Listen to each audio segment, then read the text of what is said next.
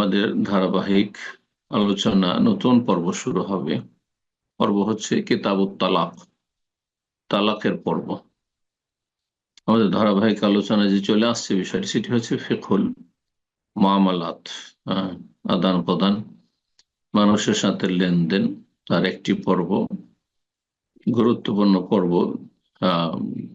দীর্ঘ 23টি পর্বে আলোচনা এসেছে, তা হচ্ছে বিবাহ পর্ব আর তারপরে তালাকের পর্ব। তো এই তালাকের পর্বে প্রথম পর্ব আজকে আমরা শুরু করবো ইনশাআল্লাহ তাআলা। আল্লাহ রাব্বুল আলামিনের কাছে দোয়া করি আল্লাহ রাব্বুল আলামিন আমাদেরকে উপকারী জ্ঞান দান করেন, ভালো আমলের তৌফিক দান করেন এবং সার্বিক কল্যাণ দান করেন। দাম্পত্য জীবনে আল্লাহ রাব্বুল আলামিন আমাদের সকলকে যেন সুখী করেন, আর সমস্ত রকম অনিষ্ট বালা মুসিবত থেকে আল্লাহ যেন আমাদের সকলকে হেফাজতে রাখেন।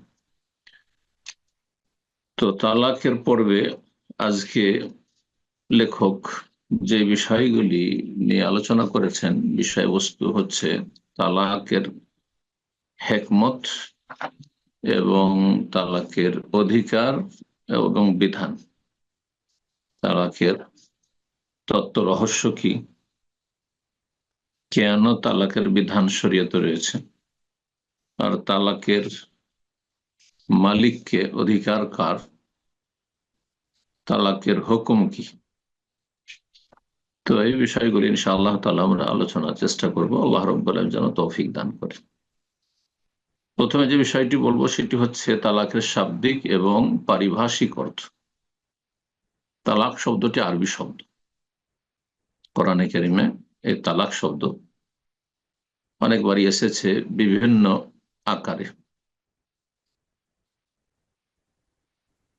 কখনো ফিল মাযি তাল্লাকা তাল্লাকতুম, কখনো আমরের সিগা, কখনো অন্য কোনো সিগায়, কখনো তালাক শব্দ দিয়েছি।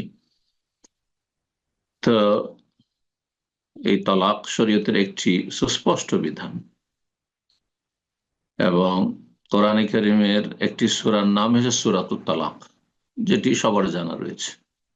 কিন্তু আরো জানার বিষয় হচ্ছে যে কোরআনে কারিমের আরেকটি সূরা রয়েছে, যে সূরায় তালাকের কথা বর্ণনা করা হয়েছে, তালাকের মাসাইল, অধিকাংশ মাসাইলগুলি সেখানে বর্ণনা করা হয়েছে। তা হচ্ছে সূরাতুল বাকারা। সূরা বাকারায় তালাকের বিস্তারিত বিধিবিধান বেশ কিছু আয়াতে ধারাবাহিক রব্বুল আলামিন বর্ণনা করেছেন। তালাকের শাব্দিক অর্থ, তালাকের শাব্দিক অর্থ হচ্ছে খুলে দেওয়া। জি, খুলে দেওয়া, ছেড়ে দেওয়া, এগুলির অর্থে হয়। যেমন বাঁধন রয়েছে, বাঁধনকে খুলে দেওয়া, যে কোনো বাঁধন খুলে দেওয়া তালাক। এই জন্য বন্দিমুক্ত করা, ছেড়ে দেওয়াকে উতলিকা সারাহ, উতলিকা সারাহু আরবি ভাষা ব্যবহার করা হয়। বন্দিকে ছেড়ে দেওয়া হয়েছে। তালাকে তার শাব্দিক অর্থ হচ্ছে খুলে দেওয়া বা ছেড়ে দেওয়া। তালাকের পারিভাষিক অর্থ অর্থাৎ ইসলামী শরিয়ায় তার সংজ্ঞা কি, লেখক বলছেন হুয়া হাল্লু কাইদিন নিকাহি আও বাদাহু, বিবাহ বন্ধনকে খুলে দেওয়া অথবা বিবাহ বন্ধনের কিছু অংশ খুলে দেওয়া। বিবাহ বন্ধন, তাহলে বিবাহের একটি বাঁধন রয়েছে। যখনই একজন পুরুষের একজন নারীর সাথে বিবাহ হয়ে গেল, এটি একটি শক্ত বন্ধন। জি, কোরআনে কারীমে রব্বুল আলামিন এই বিবাহ বন্ধন মিসাকান গালিদ ওয়া আখাযনা মিনকুম মিসাকান গালিযা, অকাট্য বাঁধন। জি, শক্ত বাঁধন। এই বাঁধন, বিবাহর যে বাঁধন রয়েছে, সে বাঁধনকে বা বন্ধনকে খুলে দেওয়া অথবা আংশিকভাবে খুলে দেওয়া। আংশিকভাবে খুলে দেওয়া মানে পুরোপুরি একেবারে ফাইনাল তালাক নয়, কিন্তু এক তালাক, তালাক রাজি, দুই তালাক, আর তারপরেও সংসার করার যে সুযোগ রয়েছে, এটাকে আংশিক বলে আখ্যায়িত করেছেন সংজ্ঞায় লেখক। এক কথায় বিবাহ বন্ধনকে খুলে দেওয়ার নাম হচ্ছে তালাক। শরীয়তে রব্বুল আলামিন তালাকের বিধান কেন প্রণয়ন করেছেন? যেমন বিবাহের হেকমত রয়েছে, তেমনি তালাকেরও হেকমত রহস্য রয়েছে। সংক্ষেপে যদি আমরা বলি যে বিবাহ বন্ধন হচ্ছে যেন একটি ঘরে প্রবেশ করা। ঘরে প্রবেশ করে যদি নিকাশদার না থাকে, তারপরে দরজা একেবারে এমন ভাবে বন্ধ করে দেওয়া হলো যে আর কোন নিকাশদার নেই, বের হওয়ার কোনো সুযোগ নেই, তাহলে মানুষ বাঁচবে না, চিরকাল সে ঘরে বন্দী হয়ে থাকবে। যে কোনো অবস্থায় বের হওয়ার প্রয়োজন হলেও, জরুরি হলেও বের হতে পারছে না। এমন ঘরে কেউ ঢুকবেন না যে ঘরে বের হওয়ার পর, ঢুকার পরে আর বের হতে পারবেন না। আশা করি বিষয়টি বুঝছেন। তো বিবাহ বন্ধন যেন আপনি কোন একটি ঘরে প্রবেশ করছেন একজন পুরুষ হিসাবে অথবা একজন স্ত্রী হিসাবে, আর তারপরে সেখান থেকে যদি এমার্জেন্সি হয়ে যায়, তাহলে এমার্জেন্সি গেট যদি না থাকে তাহলে তো মুশকিল। এই জন্য দেখেন, যে কোনো যানবাহনে এমার্জেন্সি গেট রয়েছে, যে কোনো ভবনে এমার্জেন্সি গেট রয়েছে। তো তালাক হচ্ছে এমার্জেন্সি গেট, অগতির গতি। কোনো যখন গতি নেই আর দাম্পত্য জীবনে সুখী হওয়া যাচ্ছে না, আর এর সাথে সংসার করা সম্ভব নয়, সেটা পুরুষের পক্ষ থেকে হোক অথবা স্ত্রীর পক্ষ থেকে হোক, তখন রব্বুল আলামিন একটি নিকাশদ্বার রেখেছেন, বের হওয়ার রাস্তা রেখেছেন।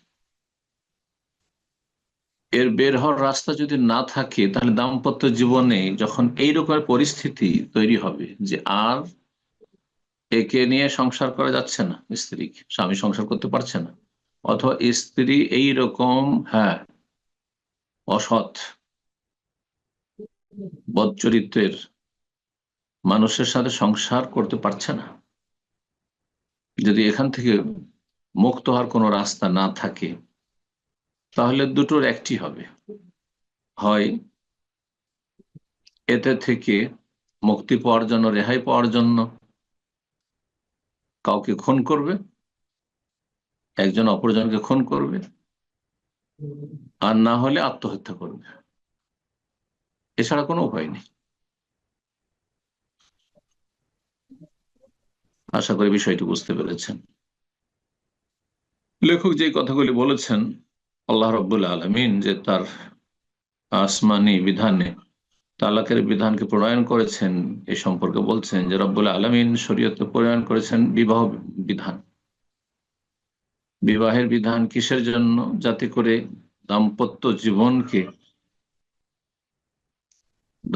জীবনে সুখী হতে পারেন বা স্থিতিশীল দাম্পত্য জীবন গড়ে তুলতে পারেন, যে দাম্পত্য জীবনে থাকবে ভালোবাসা, সম্প্রীতি, ভালোবাসা সম্প্রীতি থাকবে স্বামী স্ত্রীর মাঝে।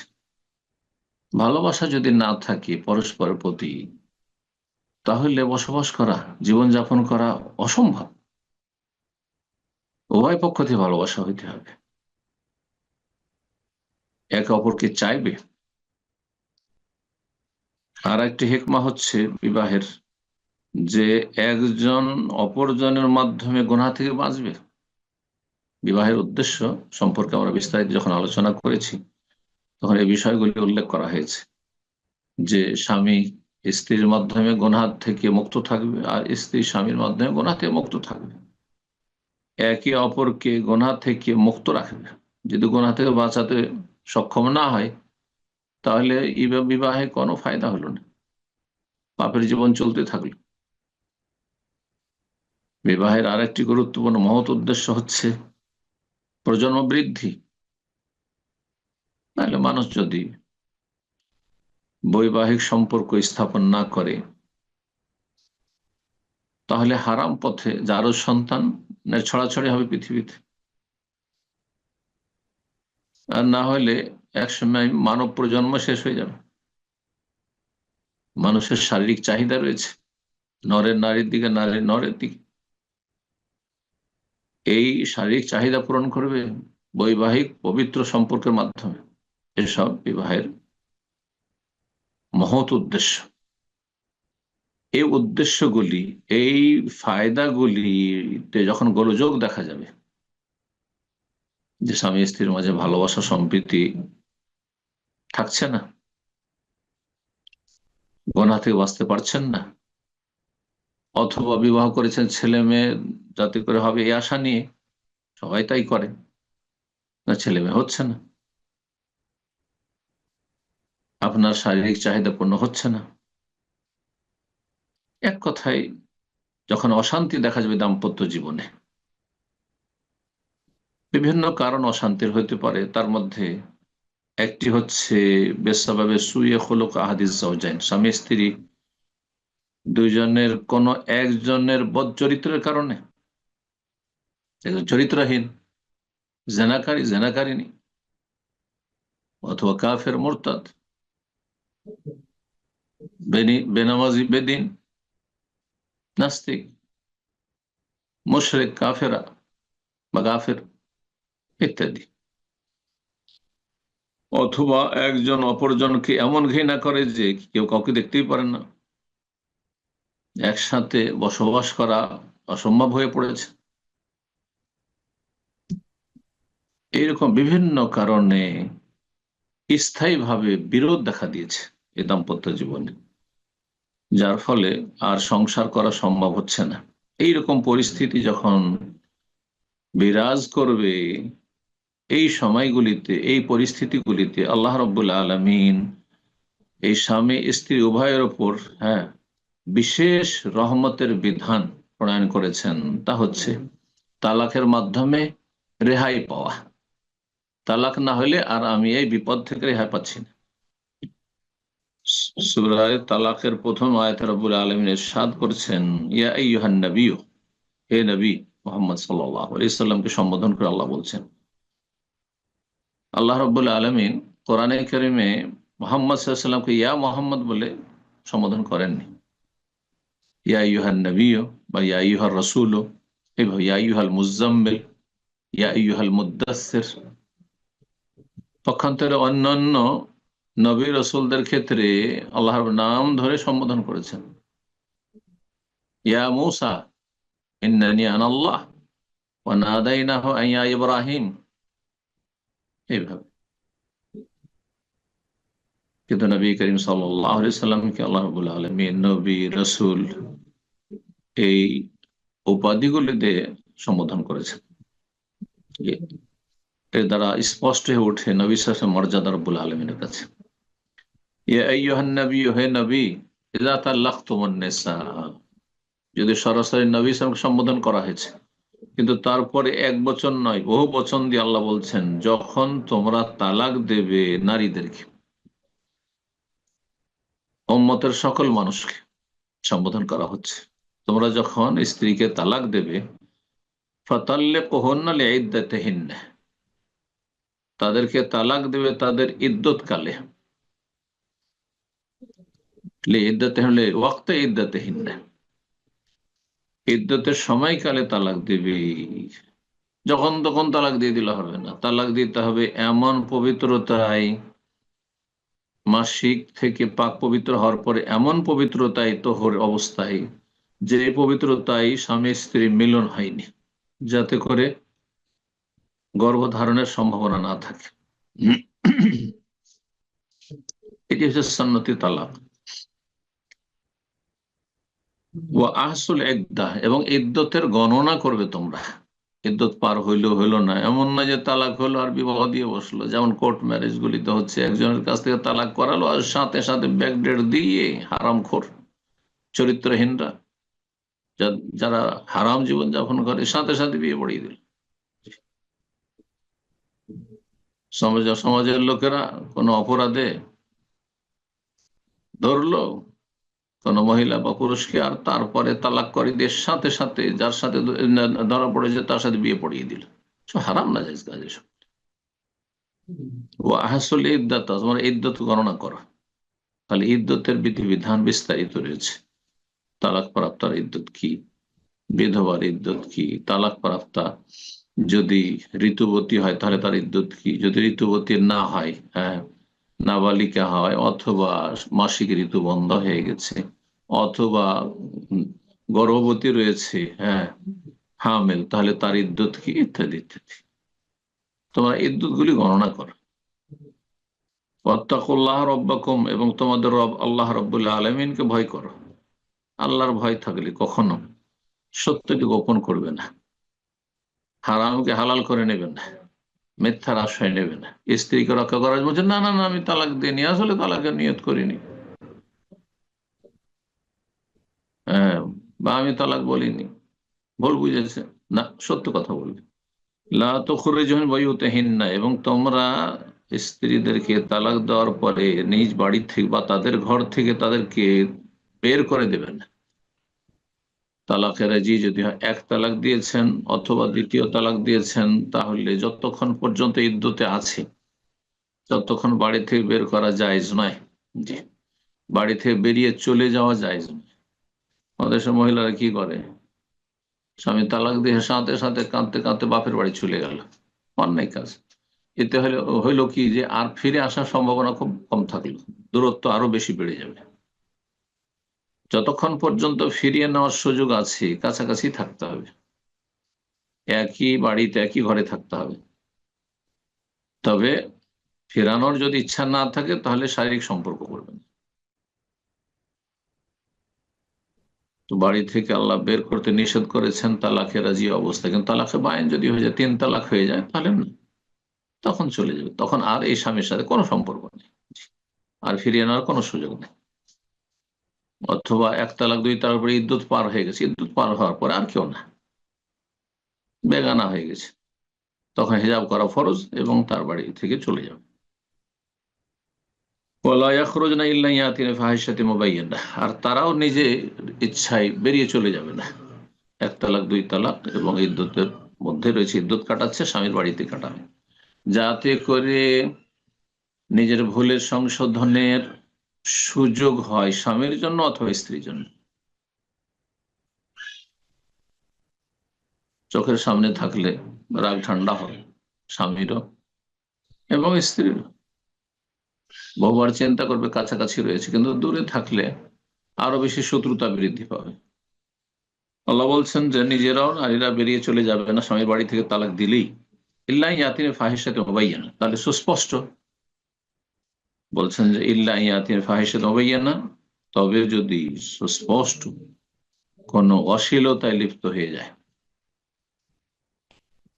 তাহলে সেই ক্ষেত্রে অশ্লীলতায় জড়িয়ে আছে, তাহলে বাড়িতে রাখবেন না, কারণ একে রাখা সম্ভব নয় চরিত্রহীনা, তখন তার আর সেখানে থাকার অধিকার নেই।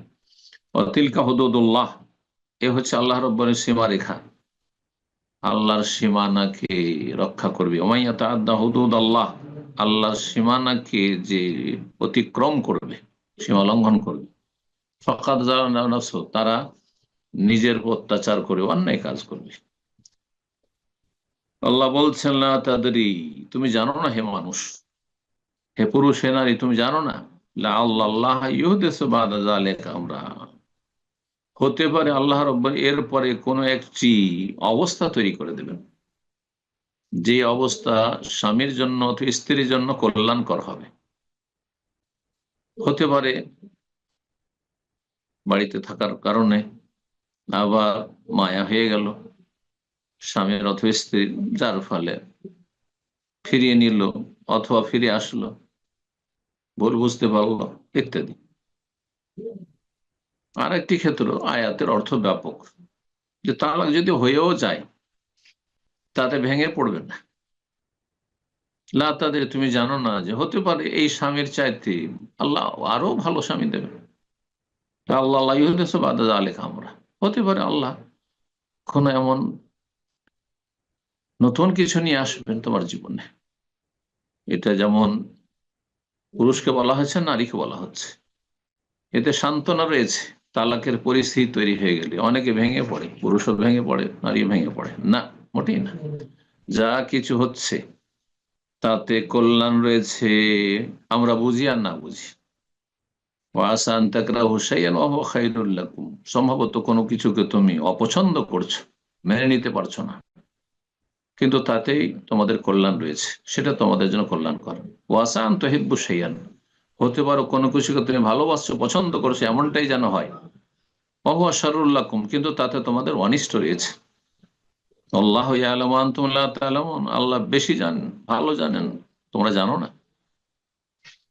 দ্বিতীয় যে বিষয়টি সেটি হচ্ছে মাইয়ামিলিকুত তালাক, তালাকের অধিকারী কে, তালাক কার হক কে দিতে পারবে। পুরুষ যেমন তালাক দিতে পারবে, স্ত্রীও তালাক দিতে পারবে। হ্যাঁ, রাগ হলো, যেমন পুরুষ বলছে তোমাকে তালাক, যেমন স্ত্রী বলছে তোমাকে তালাক। হ্যাঁ, না, ইসলামী অধিকার নেই। লেখক বলছেন এখানে কয়েকটি মাসাইল। এক নম্বর মাসাইল বলছেন আর তালাক মিন হাক্কি রাজুলি ওয়াহদা, তালাক হচ্ছে পুরুষের অধিকার, নারীর অধিকার নয়। নারীর জন্য আল্লাহ রাব্বুল আর একটি রাস্তা রয়েছে, সেটি হচ্ছে খোলা। খোলা সম্পর্কে আলোচনা আসছে ইনশাল্লাহ, কয়েকটি পর্বে আমরা তালাকের আলোচনা শেষ করে আর তারপরে খোলার বিধিবিধান যেটি স্ত্রীর পক্ষ থেকে হয়ে থাকে তার আলোচনাতে যাবো ইনশাআল্লাহ। তাহলে তালাক হচ্ছে পুরুষের হক একমাত্র। কেন আল্লাহ পুরুষকে তালাকের অধিকার দেন, নারীকে কেন দিলেন না? যারা পশ্চিমা সভ্যতায় প্রভাবিত, নারী অধিকার, নারী অধিকার, নারী ক্ষমতায়ন, এসব কথা যারা বলে, ইসলাম বিরোধী কথাবার্তা, তারা তো মনে করবে যে না, এখানে নারীর অধিকারকে খর্ব করা হয়েছে, নষ্ট করা হয়েছে। হ্যাঁ, পুরুষের শুধু অধিকার দিয়ে দিল তালাকের, আর স্ত্রী তালাক দিতে পারবে না কেন? সমান সমান অধিকার হইতে হবে না? ইসলাম সমান করেনি, সুবিচার করেছে। জি।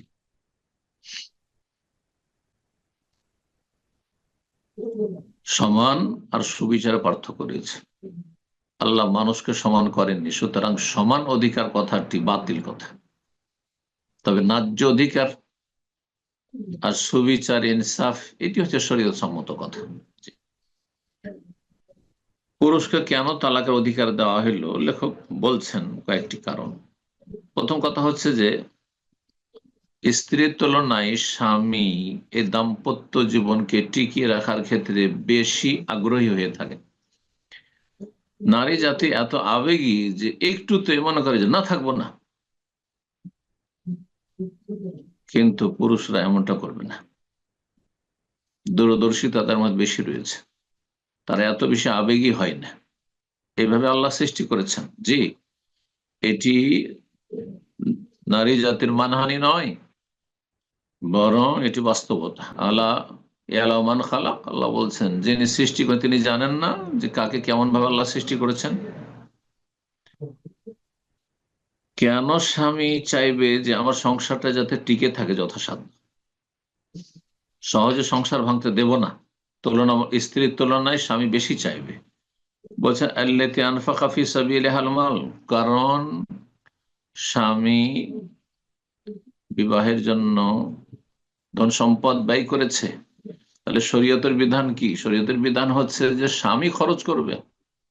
আর ইসলাম বিরোধী জুলম অত্যাচার হচ্ছে এই যৌতুক প্রথা, যে মেয়ের বিবাহ দিলে যৌতুক দিতে হবে। না, এ রুজি হারাম।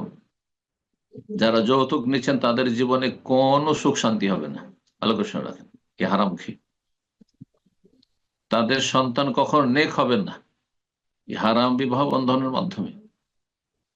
আল্লাহ হেফাজত করুন, আল্লাহ মুসলিম জাতিকে বোঝার তৌফিক দান করুন। পুরুষ যেহেতু ধন সম্পদ খরচ করেছে, যদি বিবাহ বন্ধন নষ্ট হয়ে যায় তাহলে তার ক্ষতি রয়েছে, ক্ষয়ক্ষতি রয়েছে। সে যেন সহজে চাইবে না যে আমাদের তালাক হয়ে যাক। আর একটি বিষয় বলছেন ওহ আকসার তারাইয়ুসান ওয়া সাবরান ওয়া তাফকিরান বিআকলিহি লা বিআওয়াতিফিহি, স্বামী স্ত্রীর তুলনায় একটু বেশি ধীর স্থিরতা অবলম্বন করবে, তাড়াহুড়া করবে না, ধৈর্য ধারণ করবে, ধৈর্য ধারণ করে থাকে এবং বিবেককে কাজে লাগিয়ে থাকে যে আমি যে তালাক দিয়ে দেব বা তালাক হয়ে যাবে, এর পরিণতিটা কি হবে। আবেগই হয় না, বিবেক কি হয়। পক্ষান্তরে নারীরা বেশি আবেগী হয়। তাই বলছেন লেখক 2 নম্বর পয়েন্টে, আম্মাল মারআতু ফাহিয়া আসরাউ গাযাবান, নারী জাতি বেশি রাগী, তাদের রাগ চট করে উঠে যায়, একটুতে রেগে যায়।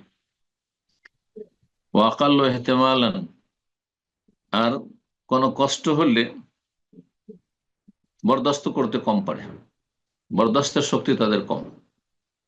ও আকসার রুইয়াতান, আর তাদের চিন্তা চেতনা খুব সংকীর্ণ, জি, দূরদর্শিতা কম। তারপরে তালাকের পরিণতি ক্ষেত্রে সে ভাববে যে আমি তো 5 লাখ টাকা মোহর পেয়ে যাব, হ্যাঁ 10 লাখ টাকা পেয়ে যাব, 2 লাখ 3 লাখ পেয়ে যাব, হ্যাঁ আর আমার বিয়ে হয়ে যাবে। তার তো আর্থিক ক্ষয়ক্ষতি নেই, কিন্তু স্বামী তো চিন্তা করবে যে আবার বিয়ে করে আবার খরচ করতে হবে। আরব দেশে বিয়ে করলে বুঝতে পারতেন, আমাদের দেশে মানুষরা বুঝতে পারছেন, আরব দেশে একটা বিয়েতে 1 থেকে 2 লাখ রিয়াল কমপক্ষে খরচ, কমপক্ষে 1 লাখ রিয়াল খরচ। চিন্তা করুন তাহলে, তো 1 লাখ রিয়াল সঞ্চয় করে আবার নতুন করে বিবাহ করা এত সহজ বিষয় নয়, বহুবার চিন্তা করতে হবে। তারপরও তালাক আর তালাক, আল্লাহ হেদায়েত করুন সবকে। আচ্ছা, তালাক যদি উভয়ের হাতে ছেড়ে দেওয়া হয়, যখন যার ইচ্ছা তালাক দিতে পারে, তালাক যেমন পুরুষ দিতে পারে তেমন তালাক নারীও দিতে পারে, স্বামীও দিতে পারে, স্ত্রী দিতে পারে, তাহলে তালাকের সংখ্যা বহু গুণে বৃদ্ধি পেত। অহরহ তালাক হইতে থাকুক, সামান্য কোনো কারণে তালাক হইতো যখন তখন, যেমন তালাক দিল স্বামী, দিল স্ত্রীও তালাক ছড়ে, তুমি তালাক দিত আমি তালাক দিতে পারবো না, শুরু হয়ে যেত। সামান্য সামান্য বিষয়ে তালাক। যারা তালাককে সমাধান মনে করে তাদের জীবনে কোনোদিন শান্তি হয় না। তালাক সমাধান নাই, তালাক হচ্ছে অগতির গতি, সর্বশেষ সমাধান। সমস্ত রাস্তা যখন বন্ধ হয়ে যাচ্ছে তখন তালাক হচ্ছে সর্বশেষ সমাধান। জি, তালাকের ক্ষেত্রে লেখক আরো বলছেন যে তালাক পুরুষদের হাতে এই জন্য যে আল্লাহ রাব্বুল পুরুষদেরকে নেতৃত্ব দিয়েছেন, আর রিজালু কাওয়ামুন আলান নিসা, এবং একজন স্বাধীন পুরুষ 3 তালাকের অধিকারী, 1 তালাক 2 তালাক দিয়ে ফিরাতে পারবে, আর তৃতীয় তালাক হয়ে গেলে আর ফেরাতে পারবে না। স্ত্রীর ক্ষেত্রে বলছেন যে স্বাধীন হোক অথবা দাসী হোক, দাস প্রথা আজকাল নেই, দাসের জামানার নেই, সুতরাং এই বিষয়টি আর আলোচনার প্রয়োজন নেই। তবে লেখক যখন উল্লেখ করেছেন, তো সংক্ষেপে উল্লেখ করছি, সেটা হচ্ছে যে দাস যদি হয় পুরুষ, তাহলে সে 2 তালাকের অধিকার রাখে, 2 তালাকে ফাইনাল হয়ে যাবে। পক্ষান্তরে একজন স্বাধীন মানুষ 3 তালাকের মালিক। তালাক দেওয়ার ক্ষেত্রে তালাক কার পক্ষ থেকে হবে? যেখানে স্তরের মানুষ বলছেন না, বলছে একাও তালাক মেন করলে বালিক, তালাক সংগঠিত হবে সাবালকের পক্ষ থেকে। তার নাবালক অবস্থায় বিয়ে হয়েছে, এখনো ছেলের বয়স 10 বছর 12 বছর, এখনো সাবালক হয়নি, নাবালিকার বিয়ে আগে তো অনেক হইতো, যদি এখন কমে এসছে। এখন একটা নাবালক ছেলে, 12 বছরের ছেলে কিছু বুঝে না, দিল স্ত্রীকে তালাক, তালাক হয়ে যাবে না? যতক্ষণ সাবালক হয়নি তালাক হবে না, সাবালক হইতে হবে, আকেল বিবেকবান হইতে হবে, তাহলে পাগল হলে তালাক হবে না। স্বামী পাগল অবস্থায় আছে, পাগল হয়ে আছে, পুরো পাগল অথবা আধা পাগল, আর সেই অবস্থায় তালাক দিয়ে দিচ্ছে, তালাক হবে না। তালাক স্বাধীন পুরুষের পক্ষ থেকে হবে, স্বাধীন চিন্তা চেতনা নিয়ে বুঝে সুঝে তালাক দিন। যদি কোনো মানুষ নিরুপায় হয়ে তালাক দেয়, বাধ্য হয়ে তালাক দেয়, বাধ্য করা হয়, তালাক হবে না। এই জন্য লেখক বলছেন ওয়ালা ইয়াকাউ তালাক মিন মুকরাহ, কারো যদি জবরদস্তি করা হয়। অনেক সময় ছেলে গিয়েছে শ্বশুর বাড়ি, আর আসলে মেয়েকে রাখবে না, তখন তাকে ধরে বেঁধে, হ্যাঁ, জোরপূর্বক তার কাছ থেকে তালাক সই করে নিয়েছে, তালাক দে না তোকে মেরে ফেলবো, এই তালাক হবে না। কোন পাগল মানুষ যদি তালাক দেয় তালাক হবে না।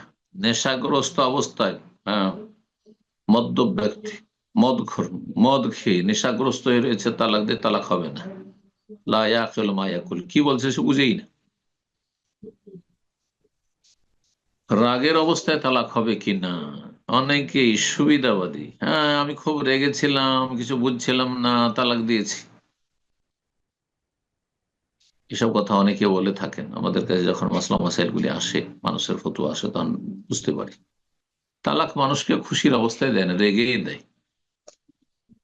তো রাগের অবস্থায় তালাক হবে কি হবে না, এই মশলা শোনেন। রাগের তিনটি স্তর ওলামারা বলেছেন। একটি হচ্ছে সামান্য রাগ, সামান্য কিছু রাগ, সে অবস্থায় তালাক হবে। আর একটা হচ্ছে মধ্যম রাগ, রাগ হয়েছে, মানে প্রচন্ড রাগ, রাগ হয়তো হয়েছে কিন্তু বুঝছে, সবকিছু যা কিছু বলছে বুঝছে, যা কিছু তাকে বলা হচ্ছে সব কিন্তু সে উপলব্ধি করছে, তাহলেও তালাক হবে সঠিক মতে। আর সাধারণত এই রকম রাগ, খুব বেশি রাগ হয়েছে কিন্তু সবকিছু বুঝে সুঝে বলছে, তালাক বলছে, বুঝছে যে আমি তালাক বললাম, আর তাকে কেউ গাল দিচ্ছে স্ত্রী, অথবা তর্ক করছে, ঝগড়া হচ্ছে, তাও সে শুনছে, বুঝছে, উপলব্ধি করছে, এইরকম পরিস্থিতিতে সাধারণত তালাকগুলি হয়ে থাকে, তাহলে তালাক হবে এই অবস্থায়। তৃতীয় স্তর রাগের, সেটা হচ্ছে এমন রাগান্বিত হয়েছে যে পাগলের মতো হয়ে গেছে, আর তার বোধ শক্তি হারিয়ে ফেলেছে, সে কি বলছে তা বুঝে না, আর তাকে কি বলা হচ্ছে তাও বুঝে না সে। এমন পর্যায়ে যদি পৌঁছে যায় তাহলে তালাক হবে না, কিন্তু এমনটা সাধারণত খুব কমই হয়ে থাকে। এই জন্য এই কথা বলার কোনো সুযোগ নাই। যেমন আজকাল অনেকে বলে থাকেন যে আমি খুব রাগের অবস্থায় তালাক দিচ্ছি, আমার স্বামী খুব রেগে গিয়েছিল, আর সে কিছু বুঝছিল না, আর তালাক বলেছে আমাকে। না না না, এসব কথা গ্রহণযোগ্য নয়। তারপর লেখক বলছেন, ওয়ালা গাদবান লা ইয়াদরি মা ইয়াকুল, এমন রাগান্বিত হয়েছে যে কি বলছে সে নিজেই টের পায় না, এমন রাগ যদি হয় তাহলে তালাক হবে না। কামা লা ইয়াকাউ তালাক মিনাল মুখতি, যদি কেউ ভুলবশত তালাক বলে, মানে যেটাকে বলা হচ্ছে অনিচ্ছাকৃত, মুখ দিয়ে বেরিয়ে গেছে, অনিচ্ছাকৃত মানে তার যেটাকে বলা হচ্ছে স্লিপ অফ টাং, মানে জিহ্বা ফসকে গিয়ে কথা বেরিয়ে যাওয়া। উদাহরণ দিয়েছেন ফোকাহারা, যে যেমন একজন বলছে আনতে তাহের, তো আনতে তাহেরা না বলে ও আনতে তালেক বলে দিয়েছে। ইচ্ছা ছিল যে পবিত্র, তো তাহেরা বলবো, সে তালেক বলে দিয়েছে, ইচ্ছা করে তালাক শব্দটি বলেনি। সেই ক্ষেত্রে এর মানে এই নয় যে মশলা জানা ছিল না যে তালাক দিলে এরকম হবে, হ্যাঁ তালাক হয়ে যাবে, আর সে তালাক বলেছেন না, এরকম খাতা নাই। অনিচ্ছাকৃত মুখ দিয়ে ফসকে গিয়ে তালাক বেরিয়ে গেছে। তো আল্লাহর কোরআনে কারিমে সূরা বাকারার শেষ আয়াতে বলেছেন, রব্বানা লা তুআখিযনা ইন নাসিনা ওয়া আখতানা, আল্লাহ আমাদেরকে পাকড়াও করিও না, ধরিও না যদি আমরা ভুলে যাই অথবা ভুল করি। এই আয়াতকে পেশ করে অধিকাংশ ওলামারা, তবে হানাফি মাযহাব ছাড়া, হানাফি মাযহাবে ভুলবশত তালাক ও তালাক হয়ে যাবে। বাকি হাম্বলি বা শাফি আর মালিকি এরা বলছেন যে ভুল যদি অনিচ্ছাকৃত জবান দিয়ে বেরিয়ে যায় তাহলে তালাক হবে না। উদাসীন ব্যক্তি, উদাসীন ব্যক্তি যে টের পায় না, এমন উদাসীন হয়েছে যে বুঝেন, আর তালাক হবে না। নাসি, ভুলে গিয়ে তালাক দিয়েছে, তাহলে তালাক হবে না। মজনুন, পাগলের তালাক হবে না। আজকে এতটুকু আলোচনা করলাম, আর সময় যেহেতু যথেষ্ট হয়ে গেছে, বলতে চেয়েছিলাম হুকমত তালাক, তালাকের বিধান, ইনশাআল্লাহ তাআলা আগামী সপ্তাহে তালাকের বিধান নিয়ে বিস্তারিত আলোচনা করব। আল্লাহ রাব্বুল আলামিন যেন আমাদের উপকারী জ্ঞান দান করেন, আর মুসলিম ভাই বোনদের জন্য দোয়া করবো, আল্লাহ যেন তালাকের পরিস্থিতিতে আল্লাহ আমাদের সকলকে বেঁচে থাকার তৌফিক দান করেন। কারণ তালাক ভালো বিষয় নয়, তালাক ভালো বিষয় নয়, তালাক দেওয়া কোনো প্রশংসার কাজ নাই। তালাক হয়ে যাক, এটা কারো যেন কাম্য না থাকে। সবসময় চেষ্টা করবে যে আল্লাহ রাব্বুল আলামিন যেন আমাদেরকে দাম্পত্য জীবনে সুখময় করেন এবং সমস্ত অনিষ্ট থেকে, অপ্রীতিকর অবস্থা থেকে আল্লাহ যেন বাঁচিয়ে রাখেন। সুবহান রাব্বিকা রাব্বিল ইজ্জাতি আম্মা ইয়াসিফুন ওয়া সালামুন আলাল মুরসালিন ওয়ালহামদুলিল্লাহি রাব্বিল আলামিন।